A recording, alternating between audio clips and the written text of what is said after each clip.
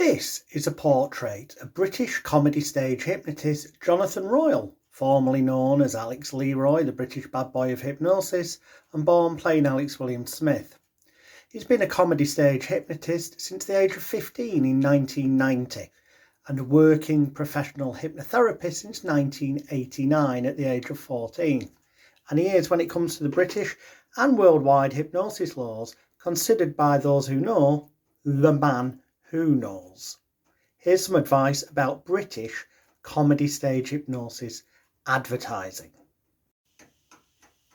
Here's a Peter Casson hypnosis show poster. Peter founded the Federation of Ethical Stage Hypnotists, and it was down to Peter that the 1952 Hypnotism Act came into force. Otherwise, stage hypnosis in England could actually have been completely banned in around 1950-51, when an American stage hypnotist, Ralph Slater, came to England and somebody claimed that they felt depressed and really not good after taking part in one of his shows, and there was a witch hunt to ban stage hypnosis back then. Peter Casson, rather than it getting banned, convinced the government to bring in the 1952 Hypnotism Act. This poster predates that because, as you can see, it just says on it the psychological showman Peter Casson, and there's nothing that stands out there. That's why this is pre-1952 Hypnotism Act coming into force, which is still in force with amendments now in 2023 here in England. This next Peter Casson poster is after the 1952 Hypnotism Act has come into force. And again, it says the most unique entertainment show business can offer. Peter Casson, the psychological showman with his laughter-raising presentation, hypno-comedy. But what we need to focus on here is that at the bottom it says people of all ages, except babies, welcome to the show, but those under 21 cannot take part. That's because the 1952 Hypnotism Act said that people under the age of 21 could not take part in a comedy stage hypnosis show. That has been updated with government amendments since, and it's now people under the age of 18 may not participate in a British comedy stage hypnosis show. Interestingly, law says there, come to the theatre and be cured of smoking free without being hypnotised. Well, that's interesting because you're not supposed to do, given the amendments that are in place now, may have been fine back then when Peter did it, but now you're not supposed to combine hypnotherapy with stage hypnosis, except in a few circumstances with the right wording in place and right legal things in place, which we'll come to later. Here's another post-1952 Peter Casson poster. As I say, he founded the Federation of Ethical Stage Hypnotists, and as you'll see down here, persons under the age of 21 are prohibited from participating in the exhibition of hypnotism imposed by Section 3 of the Hypnotism Act 1952, which is still in force. It's just that it's had amendments and updates, meaning that it's now persons under the age of 18 are prohibited from participating in the exhibition of hypnotism in British comedy stage hypnosis shows. Which is why on all of my posters, and this has been the case I started doing shows, comedy stage hypnosis shows in 1990, age 15, and hypnotherapy in 1989, but all of them have wording on the bottom, which we'll look at more closely in a minute. Whatever the designer poster, all of them have certain wording on the bottom, and as I say, we'll examine that more closely, because the wording on that poster is designed to cover a British comedy stage hypnotist legally and lawfully. They're two different things, to ensure that you are operating within the law at all times and that you are in no way invalidating your public liability insurance. And that is what this here covers. We'll have a closer look at it in a moment. Heck, this is a poster from decades ago. And here, well, this has got excellent wording on it. At the top it says, there's no such thing as a real comedy hypnotist. In other words, it's saying that hypnosis does not exist. And if you can prove that 100% to the satisfaction of a judge in court, which I would argue that I personally feel able to, because nobody can prove that it's a distinct, unique state, then of course that gives you a legal argument and protection. However, that's only good in addition to other things being in place. And again, not quite as clear here, but there is, oh, there we go, focus has come on. There is wording across the bottom of that. It's the same wording as on all the... Another poster show design, and sure enough, we'll come in, we'll let it get focused. You can see there is wording across the bottom. It's very small there because it's on a computer screen, but it's big when it's on a poster that's actually displayed at a venue. A poster used by one of my students, and again, you can see there's wording at the bottom, which we'll come to in a moment, that covers all the main legal points. Poster used on rare occasions, including the 21st anniversary of Manchester's Gay Pride celebrations, and this is for a double hypnosis act. And again, there is at the bottom, far more visible when it's on a poster in a venue, a disclaimer that covers the legal and lawful things and make sure that your insurance is completely valid at all times. Yet another designer poster, and you can just about make out from the distance the wording that is across the bottom, which is very visible when it's on the proper poster and you're seeing it, eyeballing it in real life, displayed in a venue, or when you can enlarge it on your computer screen when it's shown on social media or the internet. Hopefully by now you get the point that it doesn't matter what the poster design is, all of them, without fail, for British comedy stage hypnosis shows, have certain wording on the bottom that is a legal requirement. Some elements of it are legal requirements, some of it are things that I add to ensure that I am always operating within the law, because there are legal loopholes that as long as you abide by them, you are operating within the law at all times and therefore cannot possibly invalidate your public liability or professional indemnity insurance. A final example being this cartoon poster, one that I use most often now. Again, it's got the wording across the bottom and we're about to take a closer look at that now. The wording across the bottom of my cartoon poster says volunteers must be aged 18 or over, participate of their own free will, and may leave the stage at any time during this demonstration of hypnotic style phenomena presented strictly for scientific and research purposes only. There is actually a slightly longer version on my other posters, which we'll look at now, which states volunteers who must be aged 18 or over may leave the stage at any time, participate of their own free will, and at their own risk during this entertaining demonstration of hypnotic style phenomena, which is being presented strictly for scientific and research purposes only.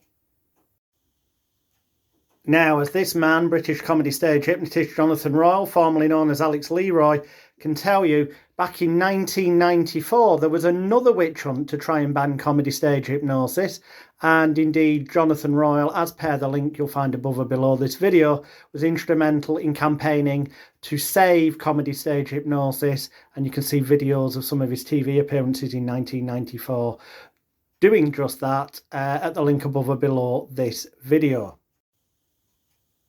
So in the 50s, Peter Casson fought to save comedy stage hypnosis, and thus we ended up with the 1952 Hypnotism Act, which back then said that you needed to make it clear that only persons under the age of, people under the age of 21 were prohibited from taking part.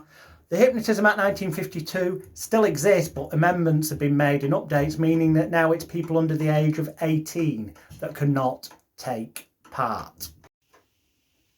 Then in 1994, they tried to ban stage hypnosis. Look at the link above or below this video for more information on how I helped save that by campaigning on TV shows, on radio shows and in the media.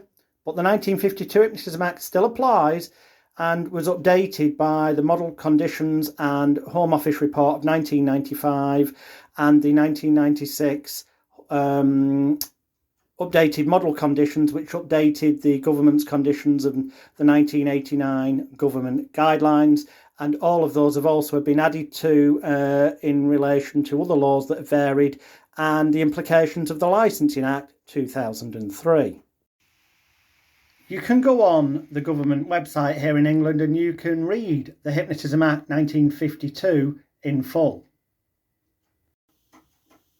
You can also search the internet and look up the Home Office Circular number 42 of 1989 and the Home Office Circular number 39 of 1996, which added model conditions regulating exhibitions, demonstrations and performances of hypnotism in England, and thus updated elements of the Hypnotism Act 1952, not least of which was the fact that it's no longer people have to be 21 years or older. It's now that they have to be 18 years of age or older to participate in a British comedy stage hypnosis show taking place in England.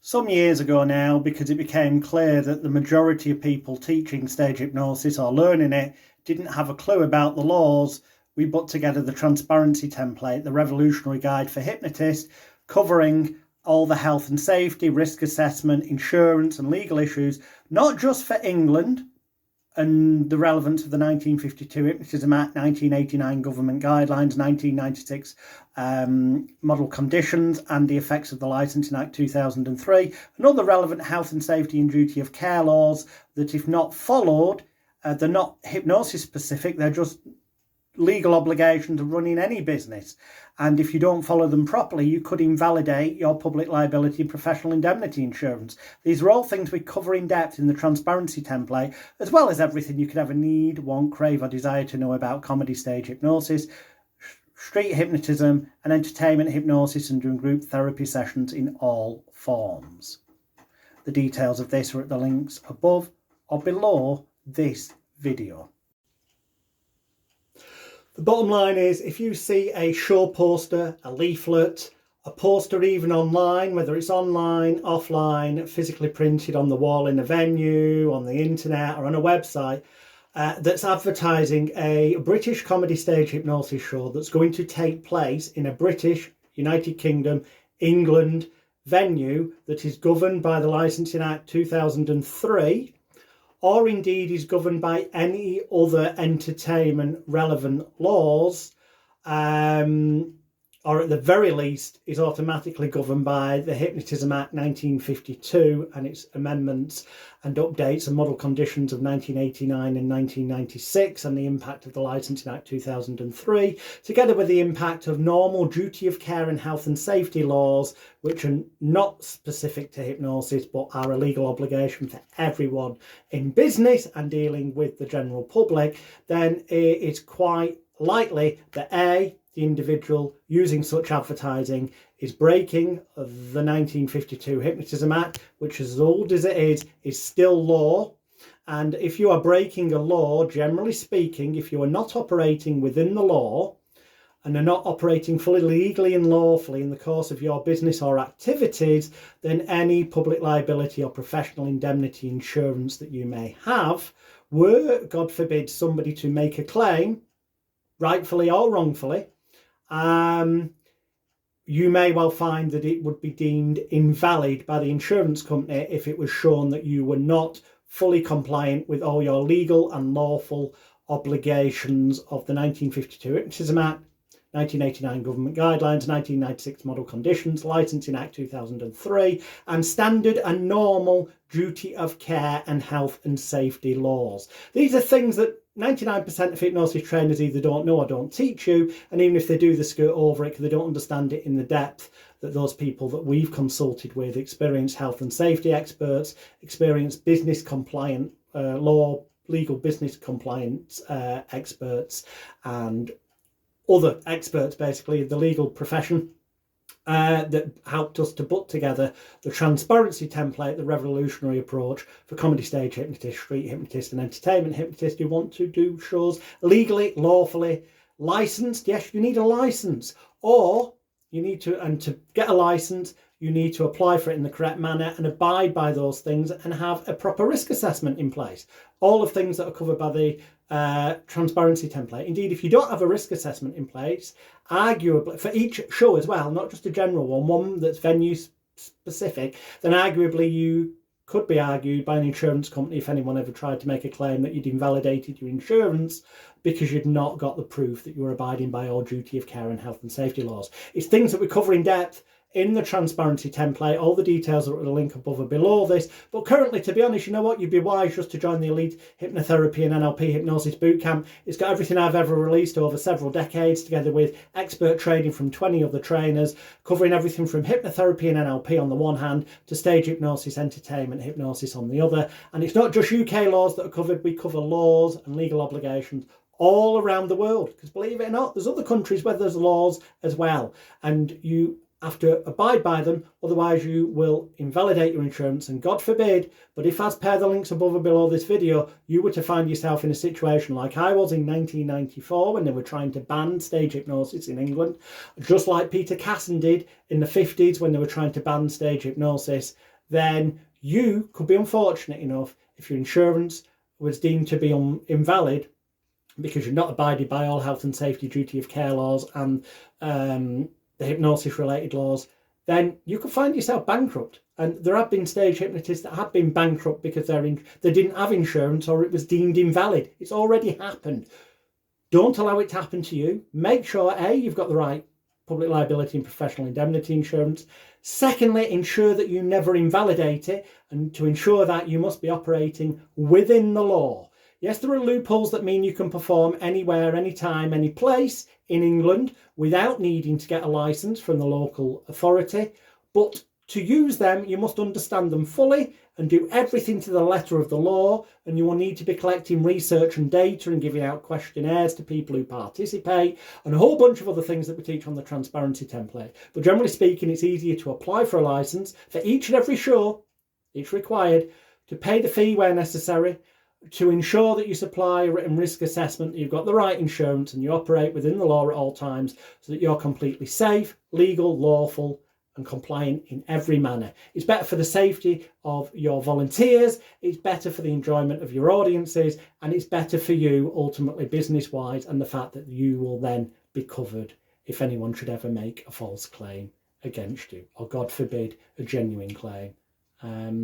So yeah, things to consider. Check out the links above and below this video. Currently, your best value is to join the Elite Hypnosis Bootcamp, full details of which again are at the links above or below this video. Bye for now.